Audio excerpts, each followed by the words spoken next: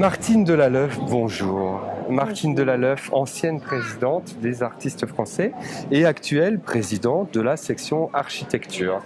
Ça fait combien de temps qu'existe cette section architecture ? La section architecture, il y a 2 siècles qu'elle est intégrée au salon. D'accord. Et elle a été jalonnée de très grands noms. Il y a eu Viollet-le-Duc, par exemple, Baltard, les pavillons Baltard des Halles, De Glane, la nef du Grand Palais, Laloux, le musée d'Orsay, l'opéra Charles Garnier aussi, qui porte le nom de l'architecte. Donc il y avait des grandes commandes d'État à l'époque. Et donc cette section a survécu à travers le temps. Et elle s'est un peu affaiblie après la guerre, puisqu'il y a eu l'ordre des architectes qui a été obligatoire. Et donc elle s'est un peu amenuisée. Aujourd'hui, quand on passe dans la section architecture, là, au Grand Palais éphémère, on voit des projets fantastiques. Ce sont des jeunes architectes, ce sont des étudiants, ce sont Tout à fait. Des architectes qui travaillent déjà ? Alors la plupart d'entre eux, ce sont de jeunes diplômés. D'accord. Qui ont fait un projet de fin d'études exceptionnel, donc qui ont été sélectionnés par leur propre école. Donc là, c'est plutôt l'école Paris-Val-de-Seine qui est connue des jeunes architectes. D'accord. La plupart d'entre eux travaillent en agence. C'est assez habituel dans notre profession. Donc, travaillent en agence et il y a 12 projets qui ont été présentés par des jeunes gens. Et certains sont effectivement exceptionnels. D'accord. Et j'en suis fort contente parce que ça montre la capacité et le niveau de nos jeunes architectes. Vous savez que les architectes français sont très connus, en particulier à l'étranger, comme d'habitude mieux qu'en France. Et donc ça montre effectivement un niveau culturel et un niveau de savoir technique aussi très élaboré. Qui est très avancé. Alors parce que Martine, bien entendu, est présidente de la section architecture parce qu'elle-même est architecte. Tout à fait. Et alors, vous avez réalisé des projets que l'on connaît ou vous étiez dans quel domaine de l'architecture, Martine ? Non, moi j'ai travaillé longtemps, donc j'ai eu mon diplôme à l'école Bonaparte, qui avait donc une grande section architecture à l'époque. J'ai travaillé longtemps à mi-temps dans une agence d'architecture, pour l'un ou pour l'autre, sur des projets divers, plutôt du logement en général. D'accord. Et si vous voulez, progressivement avec le temps, comme je peins, progressivement la peinture a repris le pas et le temps sur l'architecture. Donc j'aidais aussi beaucoup en ce qu'on appelle les charrettes. Oui. C'est le moment où on est à fond pour boucler un projet.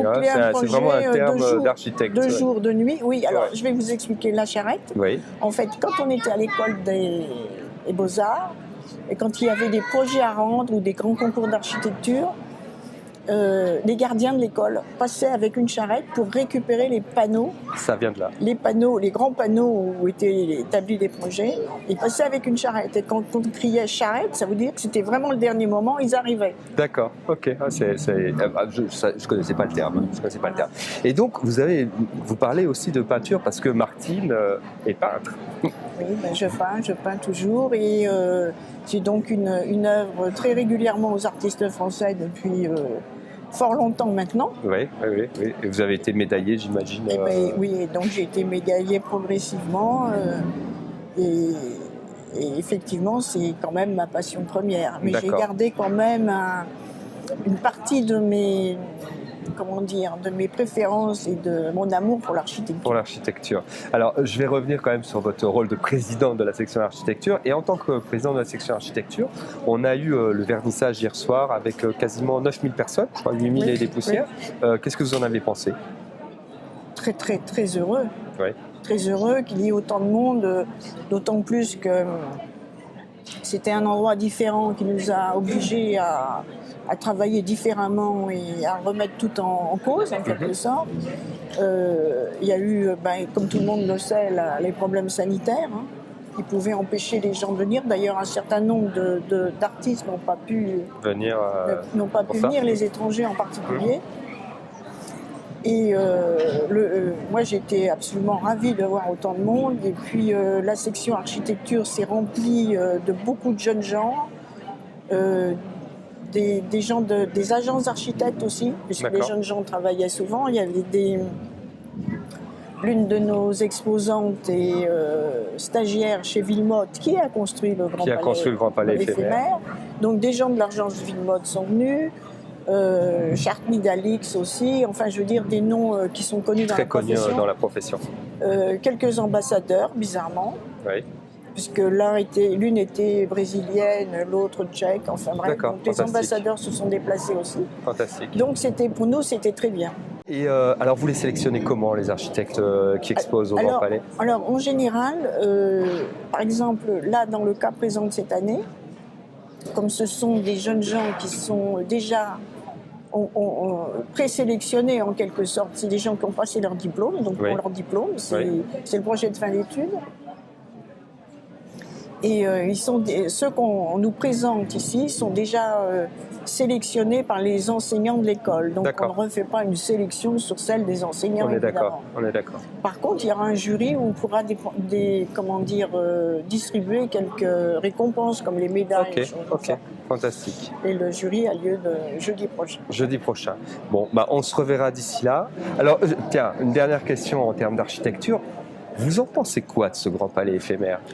Alors, vous savez que sur cet emplacement du Champ de Mars, c'était l'endroit où traditionnellement on construisait les bâtiments éphémères des expositions universelles. D'ailleurs, la Tour Eiffel en faisait partie. Était censé être éphémère. Donc, il est sur le site même des expositions universelles passées. D'accord. Donc, il y a une logique à son emplacement. D'accord. De plus, il a été construit extrêmement rapidement avec des modules en quelque sorte préfabriqués. Je ne sais pas si vous avez vu quand les grands arcs sont arrivés en bois. Oui.